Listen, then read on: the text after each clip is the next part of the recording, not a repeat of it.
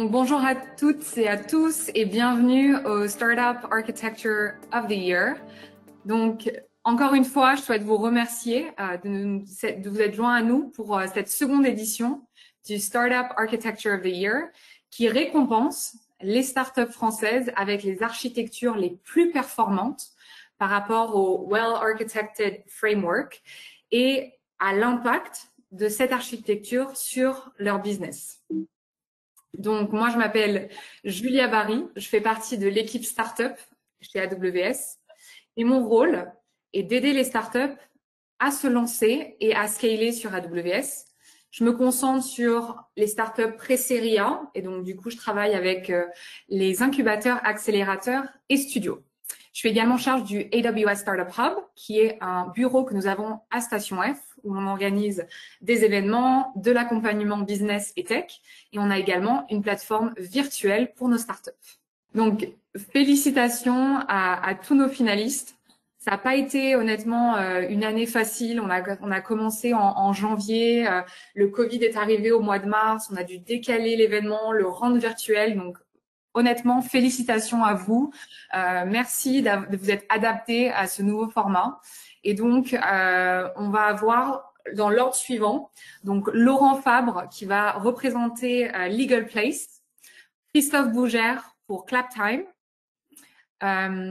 Jonathan pour Ask Blue AI, on va avoir Damien pour Coldesk, Maude qui va présenter pour Tarmac Technologies. On va avoir également Florian pour Kinaï, Louis pour 11 Life et Laurent pour Dazzle. Et en membre du jury, est-ce que je peux vous demander de vous présenter un à un et commençons du coup peut-être par Sergio qui est vraiment en haut de liste. Merci. Bonjour, Sergio Simone, directeur de l'infrastructure de Doctolib depuis 4 ans, italien, dans l'IT depuis un moment. J'ai travaillé dans les médias et puis dans le conseil, dans d'autres startups et finalement Doctolib. Et je manage du coup le département infrastructure qui supporte cette demande gigantesque que nous avons sur notre site. Et qui fait en sorte que nous ayons un uptime formidable depuis plusieurs années. Merci Sergio. Robin, pardon, je peux te laisser te présenter? Oui, bien sûr. Moi, c'est Robin. Du coup, je suis lead architecte à Voodoo. Voodoo, c'est une boîte qui fait des jeux mobiles. On est deuxième publisher mondial juste derrière Google. Et du coup, comme vous pouvez le douter, il y a pas mal de besoins d'architecture qui ont besoin de scale. Moi, ça fait à peu près 7 ans maintenant que je travaille essentiellement sur AWS et sur des projets qui ont pas mal de problématiques de haute dispo, de scalabilité et ce genre de topics. Merci Robin. Anne-Sophie, bonjour. Bonjour à tous. Donc Anne-Sophie, investisseur chez Newfund depuis plus de 4 ans maintenant.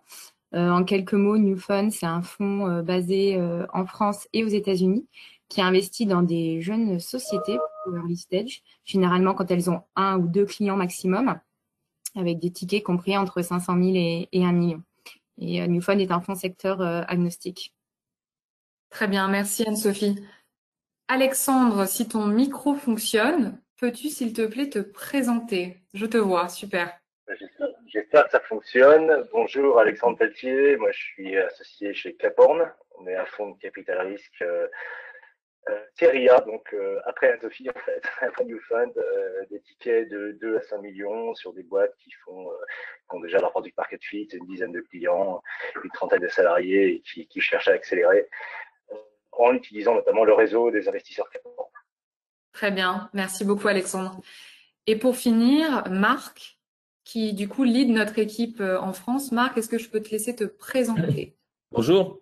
Donc moi c'est Marc, Startup SC Manager pour AWS. Donc désolé, je peux pas mettre la cam aujourd'hui, c'est les cordonniers les plus mal chaussés. Mais voilà, je suis ravi de pouvoir faire partie du jury aujourd'hui et de pouvoir discuter et d'entendre un petit peu vos stories.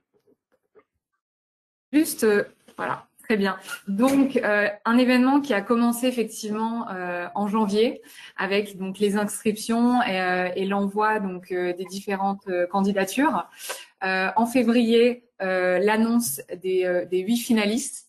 Donc des 8 finalistes qu'on a aujourd'hui, et du coup une petite journée en mars de mentoring, donc sur les bonnes pratiques quand on pitch, que ce soit à des investisseurs durant un événement tel que celui-ci. Et du coup c'est intéressant parce que je racontais à Laurent que c'est en fait le dernier client que j'ai vu depuis. Donc là voilà, fin septembre on a recommencé à avoir des clients, mais c'est vrai que Laurent était mon dernier client que j'ai rencontré. Donc on est super exactement. Donc on est super heureux d'avoir trouvé une solution et d'avoir réussi à organiser cet événement en virtuel. Et du coup, on va avoir le plaisir d'écouter les pitchs de nos 8 finalistes et nos jurys pourront déterminer le gagnant. Et donc sur les prix à gagner, parce que j'imagine que ça vous intéresse quand même. Donc le gagnant bénéficiera donc bien évidemment du titre de Startup Architecture of the Year 2020 et gagnera bien évidemment en visibilité. Ce prix s'accompagne de $25 000 en crédit AWS. Tous les finalistes donc qui en sont arrivés jusque-là bénéficieront également de $1 000 chacun en crédit AWS, et l'ensemble des gagnants, voilà, de ces finalistes en visibilité, donc sur le site AWS et sur nos différents canaux de communication en France mais à l'international. Un article et bien sûr une vidéo publiée par Madines, qui est donc un de nos partenaires médias.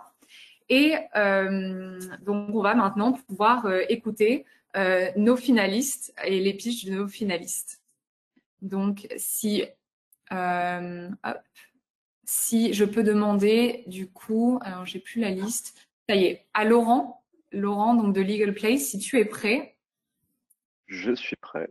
Très bien, et merci à tous et puis à tout à l'heure. Bonne chance. Bonjour, je représente Legal Place. Legal Place, c'est quoi? C'est l'avocat dans ta poche, et c'est surtout 40 millions de pages vues par an, 24 millions de visiteurs uniques par an également, 20 000 nouveaux clients par mois, 50 produits et services juridiques en vente sur le site, 20% de croissance mensuelle et beaucoup de données sensibles hébergées chez AWS. Derrière, nous avons établi cette présence sur AWS depuis 2 ans maintenant. L'objectif d'un cloud d'entreprise, généralement, c'est d'économiser en moyenne 25% par rapport à une infrastructure on-premise. Là, il s'agissait pour nous de dépasser largement cet objectif et de changer complètement d'échelle. Pour ça, il aurait fallu que nous ne sacrifions pas au passage la sécurité, la fiabilité, les performances, l'optimisation des coûts, l'excellence opérationnelle qu'on souhaitait atteindre, notamment en ce qui concerne la mise en place des SLA pour nos clients grands comptes, le respect des RGPD évidemment, le service qu'on fournit à nos clients retail, les performances, que ce soit l'utilisation du CDN, de S3, du computing at edge, qui améliore systématiquement nos taux de transformation. Et c'est pour ça qu'on a pu, en travaillant notamment avec les architectes d'AWS, se reposer quasi intégralement sur nos fournisseurs et sur notre équipe technique interne. Et donc, c'est une chose faite. Aujourd'hui, on a établi cette collaboration et elle fonctionne. En année N, donc pré-levée pour nous, en ce qui concerne la série A, nous avons donc réussi à effectuer, avant même la levée, l'architecture, la partie DevOps, le lift and shift, le right sizing, aller vers l'élasticité. Post-levée, on a réussi à mener à bien la partie forecast, établir les pricing models toujours avec les équipes d'AWS, optimiser le storage, bouger sur du serverless, et en année N+1, donc l'année 2020, comme on le sait tous, pas forcément évidente au niveau de la communication, on a bougé plus vers les services managés et l'optimisation de la stack logicielle qui est chez nous entièrement en JavaScript. Au niveau de l'innovation, qu'est-ce que ça apporte ces services au-delà des ventes qui sont quand même très importantes et c'est quand même le principal drive?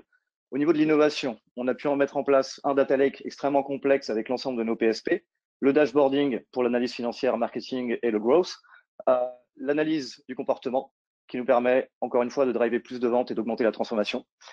Les recommandations, la détection de points aberrants et notamment, je pense particulièrement à la sécurité comportementale puisqu'on a énormément de données sensibles, extrêmement personnelles. Et voilà, c'est un point très, très important pour nous, la sécurité des données de nos clients. Enfin, en termes d'innovation, il s'agit surtout d'établir des milestones en termes de performance, puisque, encore une fois, l'objectif, c'est vendre toujours plus vite. Et pour vendre, le taux de transformation est essentiellement fonction du temps de réponse du site. Au niveau de l'impact business, en 2 ans, c'est très simple, on a quadruplé notre taux d'acquisition de nouveaux clients. On a triplé la fréquentation sur le site, on a doublé le nombre de produits en vente et on a multiplié le CA par 6. Les dépenses AWS en parallèle, elles n'ont augmenté que de 30%. Comme une bonne présentation, c'est une bonne punchline, on me l'a répété assez souvent. Je vais vous montrer ma punchline, elle est assez visuelle. Alors, j'ai ici un tableau que j'ai donc acheté sur Amazon. J'espère que vous le voyez bien. En vert, vous avez donc l'évolution de nos nouvelles ventes, nouveaux clients, en milliers. Donc, on est parti, au début, on avait 2000 nouveaux clients, 6000 nouveaux clients par mois en 2018. Aujourd'hui, on est à 24 000 nouveaux clients par mois en 2020. Et en rouge, vous avez l'évolution des coûts AWS. Donc, on peut voir qu'on est sur une échelle logarithmique, quasi, alors qu'on est sur une croissance, donc un doublement systématique du taux de croissance grâce à AWS et grâce évidemment aux équipes techniques de LegalPlace. Je vous remercie beaucoup de m'avoir écouté et une bonne chance aux autres candidats. Merci Laurent. Merci. Nous allons donc passer à la présentation de Christophe pour Claptime. Bonjour à tous, je m'appelle Christophe Bougère et je suis cofondateur de Claptime. Alors Claptime, c'est une plateforme de vidéo à la demande qui vise à mettre en lumière le cinéma et les réalisateurs indépendants. Accessible à tous, sans publicité ni abonnement, Claptime modernise la participation au chapeau avec un système de dons en un clic. Alors pour construire cette plateforme de vidéo à la demande, on a fait le choix d'une architecture 100% serverless et managée. Un réalisateur décide de diffuser son film sur Claptime, notre architecture doit pouvoir faire face au trafic engendré par son audience, quelle que soit sa taille. Alors notre architecture, elle se décompose en 5 blocs. Notre front-end qui est une web app responsive pour répondre aussi bien aux utilisateurs desktop que mobile. Discover qui est un catalogue qui permet de découvrir des films, des réalisateurs ou des séries. Play qui est notre module de traitement et de streaming des vidéos. Clap, un système de dons en un clic. Et Customize, un ensemble d'outils pour proposer une expérience personnalisée aux spectateurs et les engager. Alors, toute notre infrastructure, elle est managée et déployée à l'aide de 2 outils, AWS Amplify et le framework Serverless. Je vous propose de zoomer un peu sur certains aspects de notre architecture.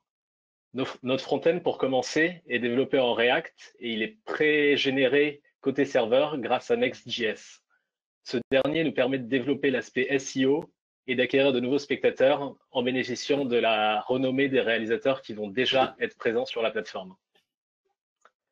Discover, notre service de catalogue, est composé tout d'abord d'un système d'authentification et d'autorisation basé sur Cognito, qui permet de répondre à nos exigences en termes de sécurité. Et il est aussi composé d'une API GraphQL basée sur AppSync et DynamoDB, ce qui nous offre des capacités de temps réel et d'offline. La particularité, c'est que ces 2 briques, c'est des backends as a service. Et au final, on a simplement détaillé notre besoin dans des fichiers de définition comme un mini cahier des charges. Et c'est le framework Amplify qui va s'occuper de gérer et de créer toutes les ressources sous-jacentes. Si on passe maintenant à Play, donc la grosse brique en bas, là, on va pouvoir rentrer un peu dans notre cœur de métier, c'est-à-dire la vidéo.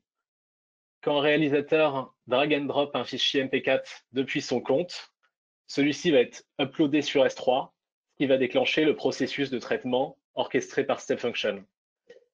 Le traitement va s'effectuer sur un container lancé à la volée sur Fargate, au sein duquel on va découper la vidéo en plein de petits morceaux et la rendre disponible dans plusieurs résolutions pour assurer une fluidité de streaming, quelle que soit la connexion du spectateur. Notre particularité à ce niveau-là, c'est qu'on va proposer une technologie de streaming hybride CDN peer-to-peer dans l'optique de réduire la bande passante nécessaire au streaming. En effet, lorsque plusieurs spectateurs regardent le même film, ils vont pouvoir s'échanger entre eux des morceaux de vidéo grâce à la technologie WebRTC et ainsi réduire drastiquement le nombre de requêtes effectuées à notre CDN.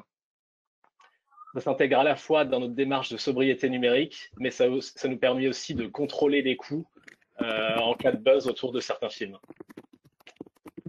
Voilà, je propose maintenant d'essayer de comprendre en quoi notre architecture contribue particulièrement à notre impact business.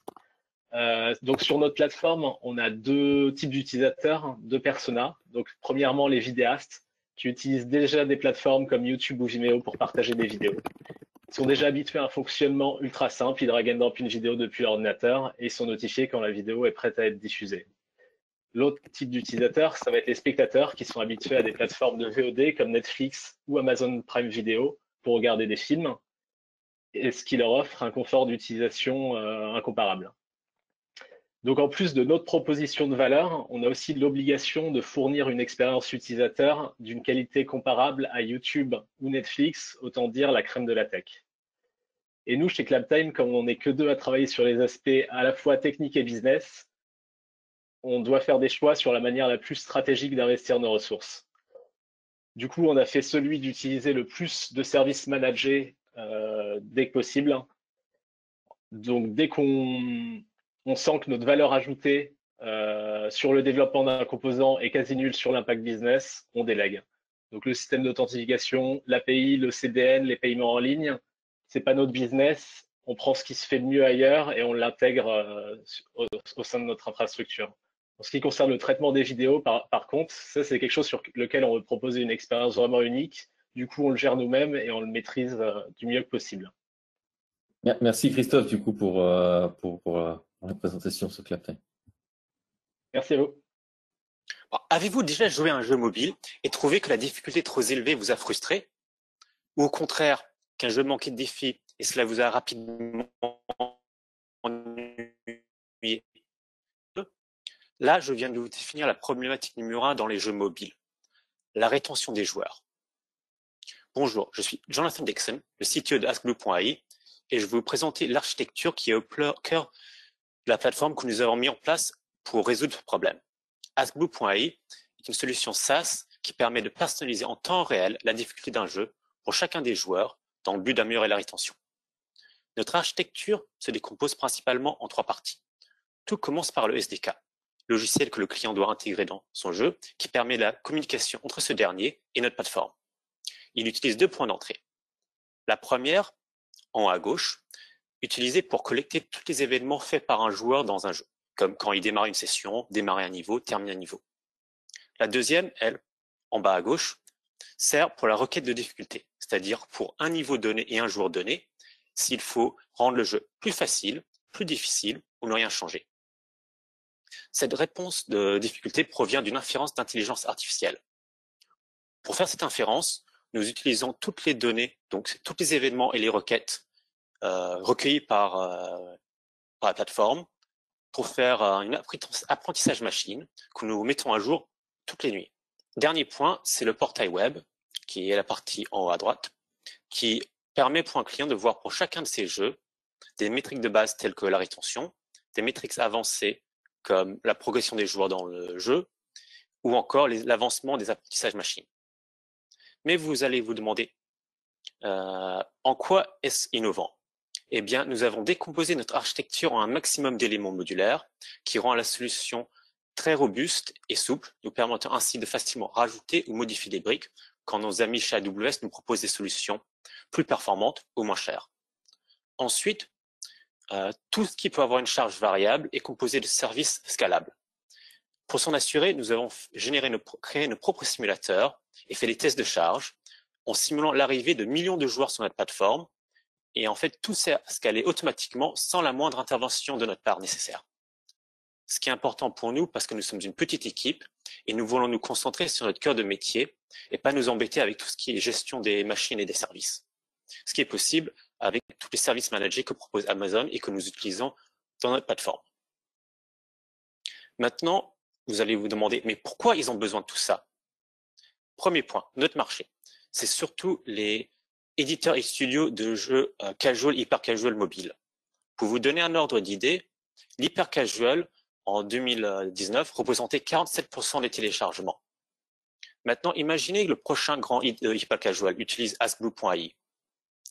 Imaginez les premières campagnes de pub, les téléchargements massifs, le flux de données qui arrive sur notre plateforme avec toutes les sessions de jeu. Eh bien, grâce à sa scalabilité, AskBlue sera toujours opérationnel, quel que soit le jeu et quel que soit son public. Ensuite, comme la Terre entière est connectée, les joueurs sont présents partout dans le monde et dans tous les pays. Grâce à ces temps de réponse très rapides, AskBlue pourra toujours répondre et personnaliser l'expérience de jeu pour tous les joueurs, où qu'ils soient dans le monde. Et dernier point, mais non des moindres, c'est la diversité des jeux et des joueurs de nos clients. Chaque jeu est différent et les joueurs aussi. Donc, nous analysons indépendamment tous les données de chaque jeu pour générer un modèle indépendant qui est dédié uniquement à son jeu. Nous pouvons véritablement personnaliser l'ensemble de l'expérience des joueurs de tous les jeux, quel que soit leur profil. Nous avons donc une plateforme unique pour des jeux et des joueurs uniques. AskBlue.ai, c'est la première solution qui s'attaque aux problèmes clés de la rétention dans les jeux mobiles avec des technologies modernes. Au final, avec AskBlue.ai, chaque joueur est important. We consider every player counts. Merci pour votre attention. Merci. Merci beaucoup, Jonathan. Nous allons passer à Coaldesk avec Damien. Bonjour, je suis Damien, Security and Reliability Manager chez Coaldesk. Chez Coaldesk, on révolutionne le service client. Parce que si vous appelez votre service client, c'est que vous avez un problème. Et ce problème, vous voulez pouvoir le résoudre n'importe quand, sans savoir écouter du Beethoven pendant 20 minutes en attendant un conseiller. C'est pour ça qu'on travaille avec les plus grandes entreprises françaises pour qui on crée des agents vocaux virtuels avec lesquels vous allez pouvoir discuter comme avec un humain. Ces callbots, ils peuvent gérer jusqu'à la moitié du volume d'appels de nos clients. Et en fait, on veut aider nos clients à construire leur centre d'appel du futur. On travaille avec CNP, Enedis, La Poste et d'autres entreprises françaises pour qui on gère des millions de calls par an. Et pour gérer ces milliers de calls en parallèle, plutôt que d'avoir des énormes serveurs, on encapsule chaque appel dans un conteneur Fargate. C'est un gage de sécurité, mais aussi de fiabilité. Sécurité parce que la data dans un conteneur ne va pas pouvoir transiter dans un autre, mais aussi fiabilité parce que si un appel plante, il n'y aura pas d'impact sur le reste de la plateforme. Et c'est comme ça qu'on peut s'engager chez nos clients à des taux de disponibilité de 99,99%. Et on le verra ensuite, ça nous aide aussi beaucoup en termes de scalabilité et d'excellence opérationnelle. Sur la compréhension du langage naturel, ce qu'il faut voir, c'est que la puissance nécessaire, elle peut varier de 1 à 10. Par exemple, quand un appelant nous parle un peu de sa vie dans le métro, dans un environnement bruité. Donc, pour qu'on puisse avoir un dialogue naturel avec le bot, entre le moment où l'appelant finit de parler et le moment où le bot reprend la parole, on se laisse moins d'1 seconde. Et c'est pour ça que, alors même que vous êtes en train de parler, chacune de vos syllabes va entraîner une invocation lambda supplémentaire pour analyser ce que vous êtes en train de dire. C'est comme si on faisait varier la puissance de nos machines à la demande, et c'est aussi une opportunité pour notre comptable d'être heureux, parce qu'on réduit la facture de 80%. Notre archi, elle doit aussi être innovante, parce que, en plus de respecter les best practices, nos clients, ils veulent un call center élastique dans le cloud, qui peut passer à l'échelle facilement. Parce que ce qu'il faut voir, c'est que 70% des centres d'appel sont un peu old school, et ils ont leur serveur sur site. Ça nécessite des investissements importants, surtout quand il faut surdimensionner l'infrastructure pour gérer les pics d'appel. Avec les services de conteneurs, Fargate, on a réussi à gérer avec succès le flux d'appels clients au lendemain du confinement qui a été multiplié par 5 pour un de nos clients. Et ça, c'est possible parce que en moins de 10 minutes, on arrive à gérer 600 appels supplémentaires en parallèle. Et en laissant un temps d'attente de moins de 2 secondes. Et d'ailleurs, on a même abandonné l'idée de mettre une musique d'attente. On pense que le call center du futur, il doit aussi être international. Le service d'analyse et de synthèse vocale d'AWS, ils sont multilingues et nos bots le sont aussi. Et puis, on a aussi réussi à déployer des régions en moins d'1 journée grâce à la description de notre infrastructure en code sur CloudFormation. Mais pour faire aussi ce call center du demain, on a besoin d'inventer l'agent virtuel du futur. Et c'est un secteur où tout reste à faire. Et donc, il faut qu'on donne un maximum d'agilité à nos développements. Hier, quand il fallait 3 mois pour construire un bot, aujourd'hui, n'importe qui, grâce à une interface web low-code basée sur Amplify, peut créer un bot en moins de 20 minutes. Par exemple, nos sales, ils peuvent faire des démos clients en 20 minutes. Je ne sais pas si vous vous rendez compte. Et c'est aussi possible sans trop d'infrastructures grâce à des lambdas qui nous permettent d'effectuer toutes les opérations lourdes dans le back-end. Et puis à S3 qui nous a, par exemple, servi à ne pas recoder le système d'historisation de nos bots. Et puis quand hier, changer la voix d'un bot, ça prenait 45 minutes. Aujourd'hui, on peut le faire en moins de 10 secondes. Pour tout ce qui est reporting et produire des beaux camemberts pour nos clients, on n'a pas eu besoin de réinventer la roue en redessinant et en redesignant des outils de reporting. On a simplement branché nos bases de données d'appel sur un dashboard QuickSight pour avoir très rapidement des dashboards très macro. Puis, toujours grâce au fait que chaque appel est dans un conteneur, on peut sans répartiteur de charge expérimenter directement en production. Ça nous a permis de diminuer nos incompréhensions de 25% en 2 semaines l'année dernière, sans DevOps.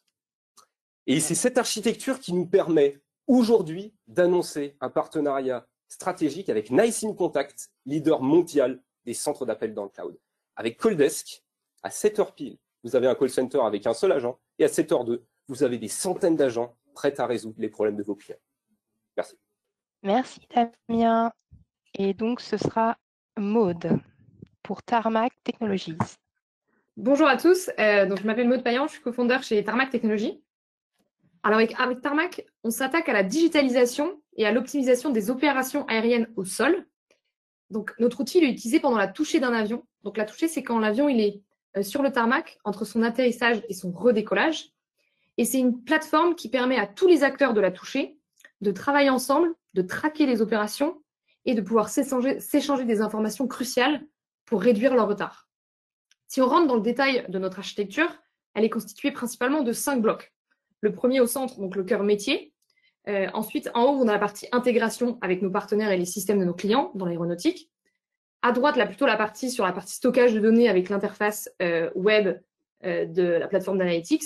Et ensuite, un système de déploiement complètement scalable. Il faut savoir que dans les opérations aériennes, on est face à des critères primordiaux, qui sont le temps réel, la fiabilité, la réactivité et l'optimisation des coûts, ce qu'on essaye également de faire et de proposer à nos clients. Et donc, nous nous sommes imposés d'optimiser la latence de nos flux et d'assurer la disponibilité de notre solution partout dans le monde. Donc, on a essayé de faire des choix plutôt innovants sur cette architecture qui se décompose en plusieurs services.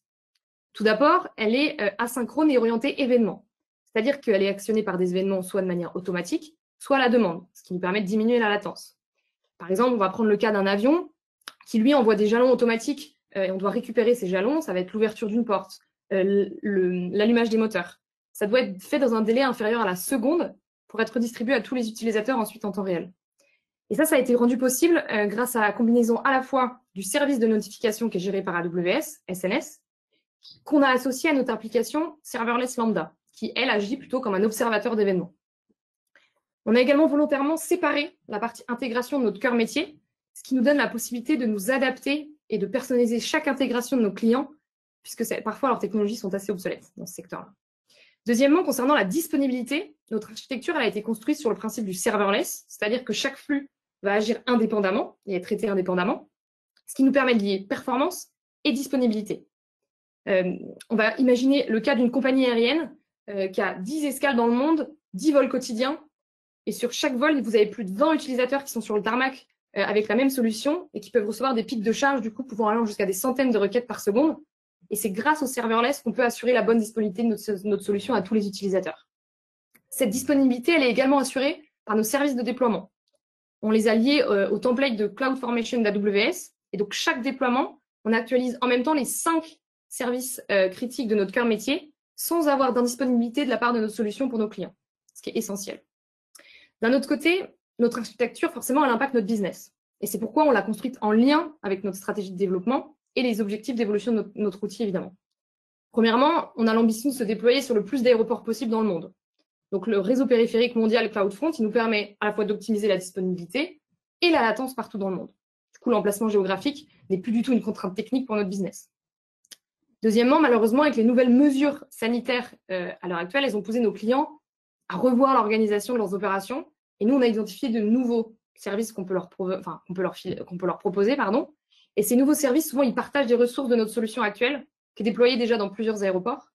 Et donc, il n'y a aucun moment de la journée qui est propice à une mise à jour sans interruption. C'est pourquoi choisir un service de déploiement instantané dans notre architecture, c'est complètement essentiel pour le développement de notre activité. Et enfin, concernant la partie data de notre solution, on a d'abord choisi Redshift comme data warehouse pour stocker nos données de manière déjà distribuée et triée afin d'optimiser les analyses qu'on fera dessus.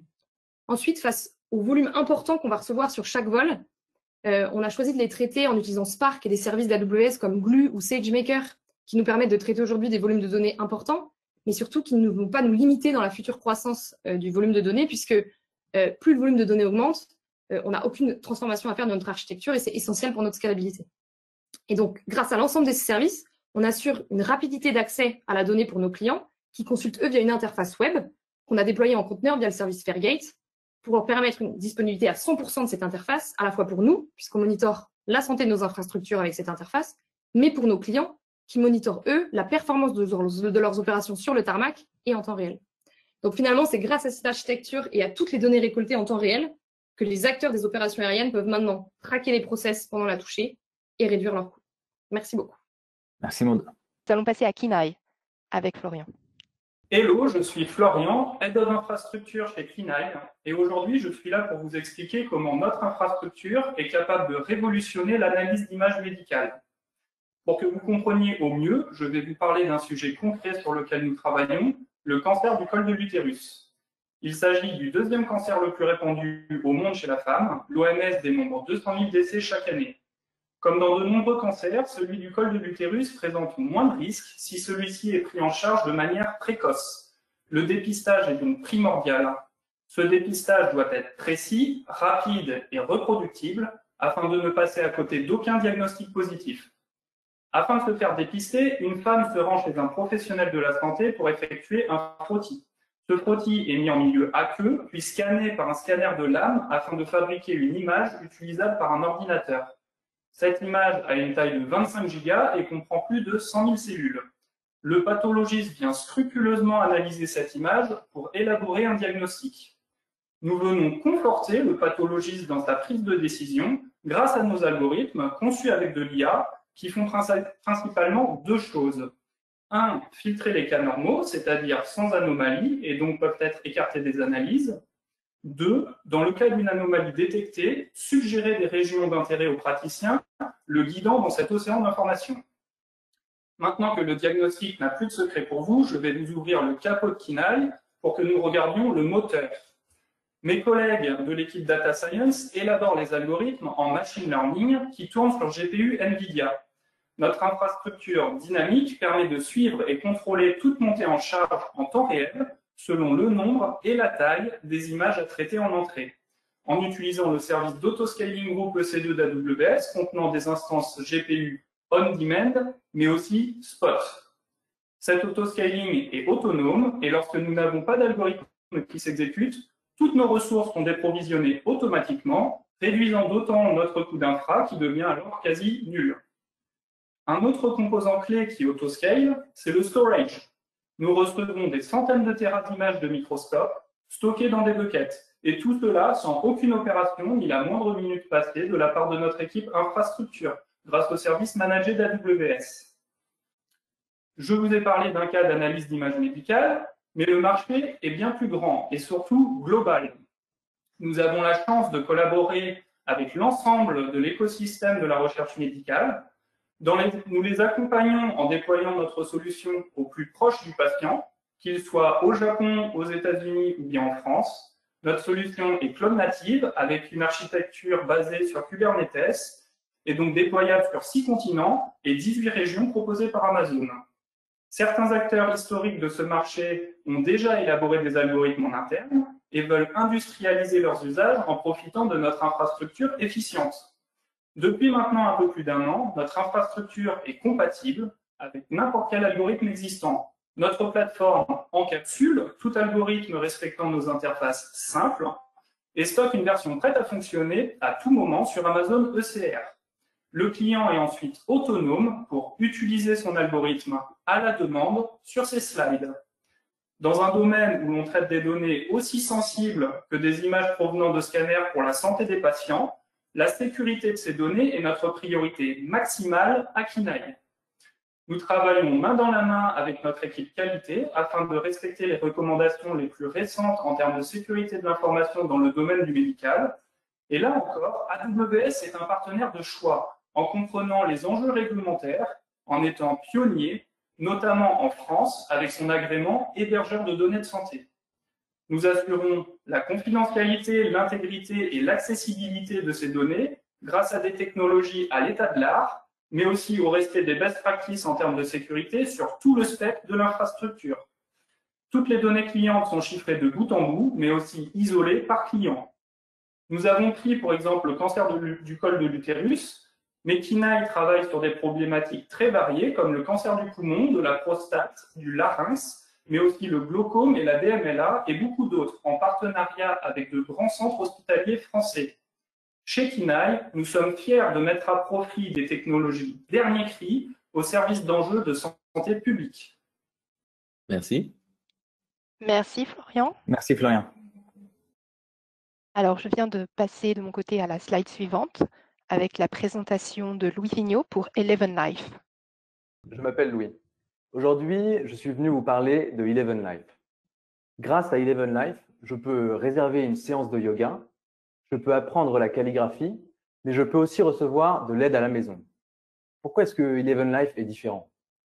On a toujours du mal à réserver des activités ou des services qui sont proposés par des inconnus. On manque de confiance. Eleven Life restaure la confiance entre vous et les organisateurs grâce à la vidéo.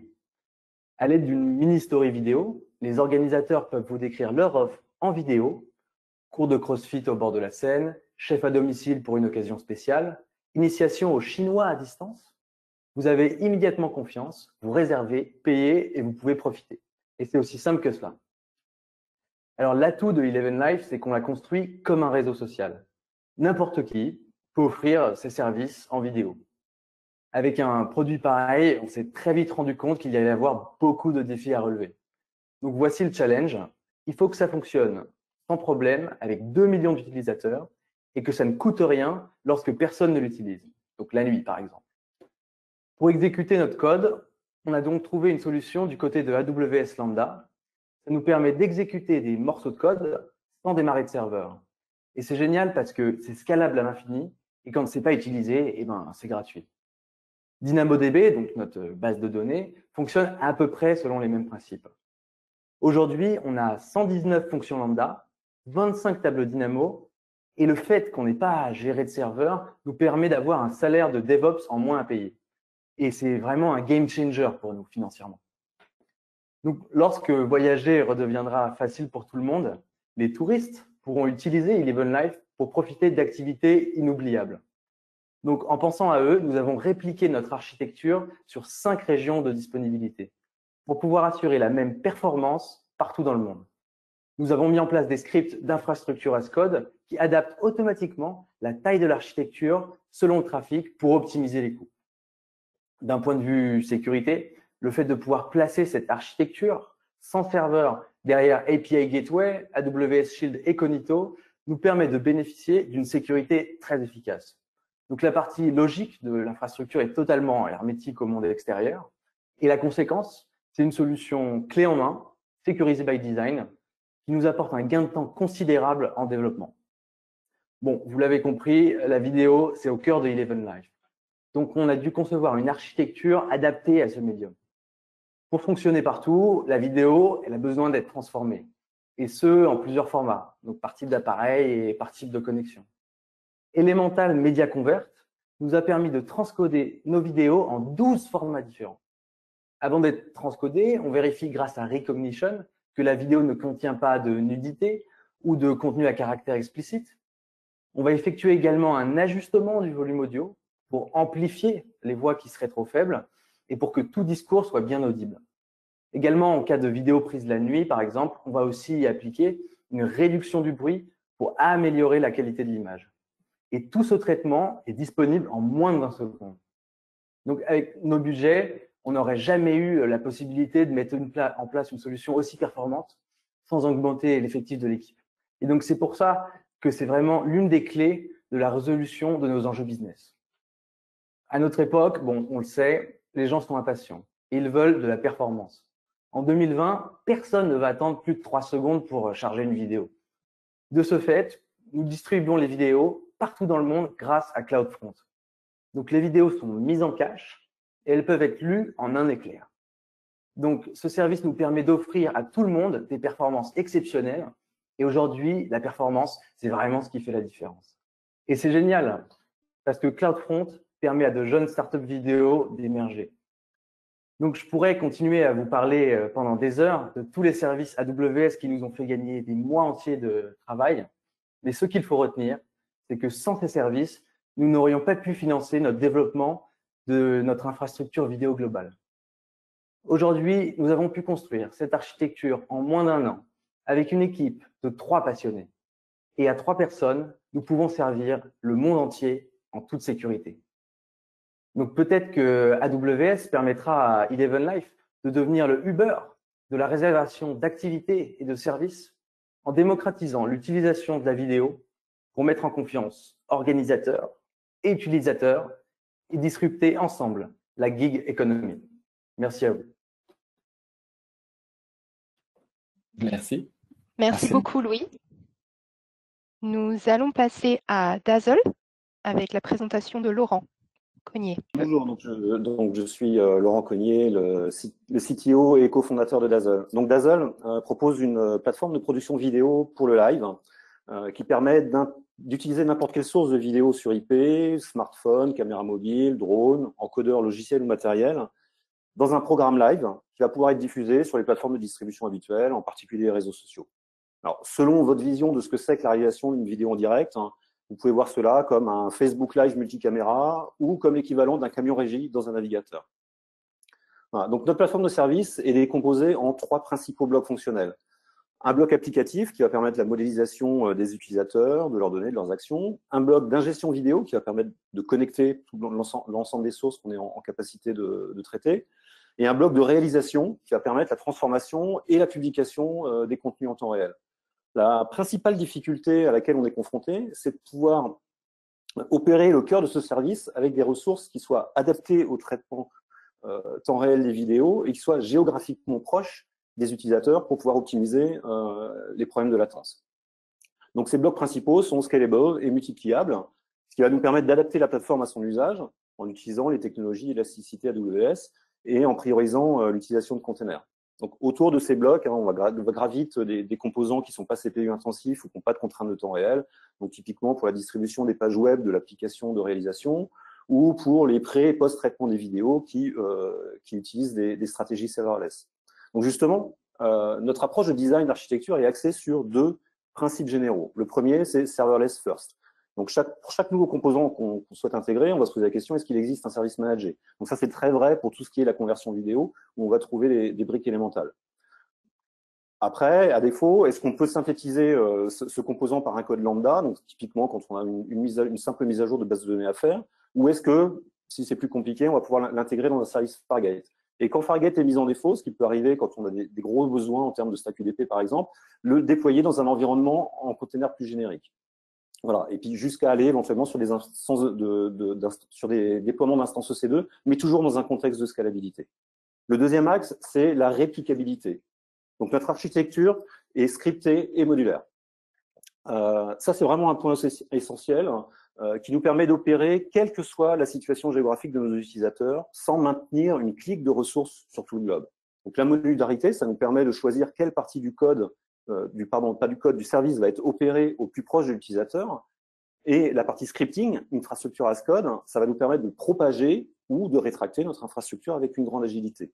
Donc, en suivant ces 2 principes, ça nous permet de ne faire aucune concession sur la qualité des ressources attribuées à chaque utilisateur et d'avoir une très grande disponibilité des ressources. Dans la minute qui suit l'activation d'un événement par un utilisateur, il va avoir ses ressources disponibles. Voilà. Et également, ça nous permet une économie de ressources, qu'elles soient cloud ou économie de moyens, donc quand il s'agit de déployer un nouveau point de présence. Alors, cet aspect économie, c'est pas juste un aspect une question de bonne gestion. Elle est vraiment essentielle à l'équilibre de notre business model. Donc, on est dans un contexte B2B, nos clients sont des broadcasters TV ou radio ou des organisateurs d'événements, en particulier d'événements sportifs. Donc, ce qu'il faut savoir, c'est que dans le domaine des événements sportifs, aujourd'hui, seulement 2% des événements sont diffusés sur les canaux linéaires. Ce sont les événements premium. pour les 98% restants, pour des fois simplement rendre accessible la possibilité de réaliser une vidéo de qualité, il est impératif de diminuer les coûts. Voilà. Donc avec notre offre SaaS, on va permettre l'autonomie complète de l'utilisateur, de la création de son compte jusqu'à la déclaration de son événement, la réalisation et sa publication, voilà, sans avoir à maintenir en permanence les ressources nécessaires à réaliser ces actions. Un autre point, c'est que nous sommes sur un marché un marché émergent, pardon, mais global. Donc, pour pouvoir augmenter la taille du marché qu'on atteint, nous nous devons de pouvoir opérer sur n'importe quelle zone géographique. Donc, si d'un point de vue pragmatique, on a des points de présence permanents en Europe, aux États-Unis, au Japon, on est capable de déployer quasiment instantanément des points d'ingestion ou de traitement sur n'importe quelle région Amazon. Voilà.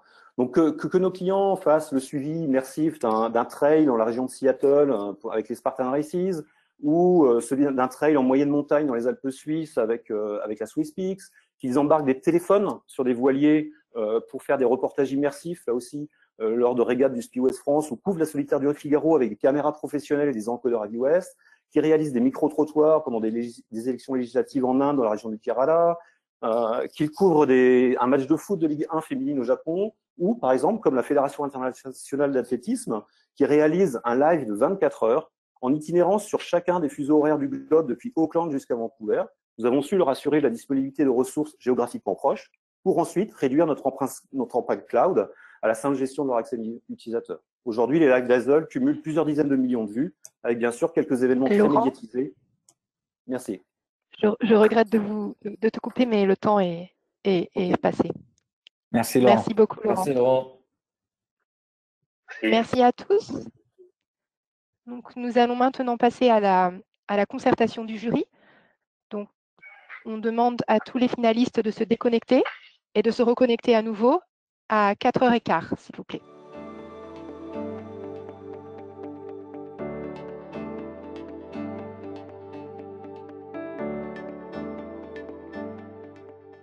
Donc du coup, je voulais d'abord commencer par rappeler que du coup cet événement, on aurait quand même dû le faire au mois de mars, et c'est vrai que des éléments extérieurs nous ont amené à décaler un petit peu cet événement, mais pour nous c'était très important avec tout le travail qu'on avait déjà engagé en début d'année avec vous, de continuer, de pouvoir aller jusqu'au bout de cette initiative. Donc je tiens à vous remercier, à remercier du coup les équipes marketing chez nous qui ont organisé cet événement, à remercier les partenaires, donc ici les membres du jury, avec justement leur regard avisé aujourd'hui sur les startups et sur l'architecture que vous avez pu proposer.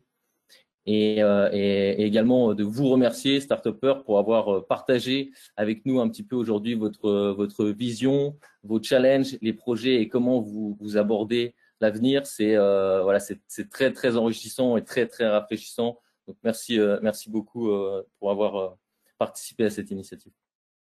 Merci. On a donc alors je ne sais pas si du coup Elisabeth vous l'avez mentionné, mais du coup on s'est basé sur 3 critères principaux pour déterminer le gagnant de l'architecture de l'année. Le premier, c'est un critère autour des concepts génériques d'architecture, à savoir si une architecture va pouvoir être sécurisée, va pouvoir être scalable facilement, résiliente, performante, pardon. Et optimiser d'un point de vue coût. On va regarder aussi également si les services utilisés sont des services qui sont un peu plus at the edge, entre guillemets, donc des services qui permettent de rapidement répondre à une problématique métier sans avoir justement après à traiter trop de problématiques d'infrastructure au niveau de son application. Et après, un regard un peu plus extérieur à l'architecture, plus orienté sur la présentation que vous avez pu délivrer, le schéma d'archi qui a pu être présenté, et de comprendre comment derrière les choix technologiques que vous avez faits ont pu être liés, impactés par le business et vice versa. Et c'était assez, j'ai trouvé ça assez intéressant, mais je pense que les critères 1 et 2 aujourd'hui, qui sont des critères que nous, en tant qu'architectes, c'est une partie de notre rôle en fait d'expliquer un petit peu aussi aux sociétés et aux startups comment du coup mettre en place ce type de système pour s'assurer que l'application soit bien architectée et que du coup on passe pas trop de temps sur l'infrastructure. Et j'étais assez surpris et vraiment agréablement surpris de voir que quasiment toutes les startups aujourd'hui avaient déjà ce mindset au moment de la création de leur application. Donc ça, je pense que c'est vraiment très, très bien. Et le choix, c'est, je dirais, la principale différence, en fait, ce qui a fait la différence derrière, c'est plutôt les services qui ont été utilisés pour répondre à un besoin métier précis. À quel moment, typiquement, utiliser des containers versus des services comme Lambda en fonction du besoin métier, si on est plus sur un traitement qui peut être exécuté rapidement ou moins rapidement. C'était vraiment plus ce troisième critère, je pense, aujourd'hui qui a fait la différence, ce qui est une bonne chose aussi puisque ça montre que vous êtes déjà aussi tous dans un bon mindset et que vous avez déjà les bons réflexes pour construire votre application. Donc c'était vraiment pas une discussion facile, hein. Chaque membre du jury avait sa propre opinion, avait aussi ses propres affinités. Donc on a dû voilà se battre un peu, délibérer pour choisir le grand gagnant. Et je suis vraiment heureux et ravi de pouvoir annoncer que le gagnant de cette année du Challenge de l'Architecture of the Year et la société qui a réussi justement à aligner le plus de services autour d'un besoin business. Et cette société est la société Coaldesk. Donc voilà, je tiens à féliciter Coaldesk pour avoir remporté ce challenge. Je sais que certains peuvent être après déçus, mais pour être honnête, toutes les architectures qui ont été proposées, moi, m'ont vraiment bluffé. Et je pense réellement que si vous continuez dans cette optique, vous arriverez tous autant que vous êtes à avoir pu présenter ces architectures, atteindre l'objectif premier qui est de pouvoir rendre votre business et votre startup successful. Donc encore une fois, bravo à tous. Puisque du coup, vous avez tous réalisé un travail formidable et encore bravo à Coaldesk pour aujourd'hui. Du coup, je te laisse peut-être, Julia, reprendre la main. Absolument. Donc, encore félicitations à Damien et à toute l'équipe Coaldesk qui, je pense, a participé, a contribué à cette belle victoire et bravo à tous. Damien, d'ailleurs, à ce sujet, peux-tu prendre quelques minutes pour partager peut-être ton ressenti et comment tu as vécu l'expérience? Oui, bien sûr. Alors déjà, merci pour cette annonce. C'est vraiment inespéré. On a beaucoup travaillé sur ce challenge. On a aussi, finalement, depuis 4 ans, on met en place une architecture où systématiquement on pense un peu à tous ces piliers, même si au début c'était pas trop formalisé et que maintenant ça prend de plus en plus de consistance. Je pense que cette victoire, en tout cas, c'est vraiment la victoire de toute l'équipe et en particulier toute l'équipe tech, l'équipe produit aussi qui bosse beaucoup avec nous, le customer success et notre patron Vincent qui a quand même toujours su nous mettre la tête dans l'archi et essayer de nous faire scaler. Et là-dessus, bravo aussi à toutes les autres startups parce que vraiment tous les produits sont hyper intéressants et en tout cas moi je serais absolument ravi de pouvoir les utiliser en pensant justement que derrière il y a une vraie architecture, qu'il y a finalement un vrai challenge technique et c'est ce qu'on a. Je pense que c'est ce qu'on a vu là tout au long de ces pitchs. Donc voilà. Après 5 minutes, c'était hyper challenging pour tout faire tenir.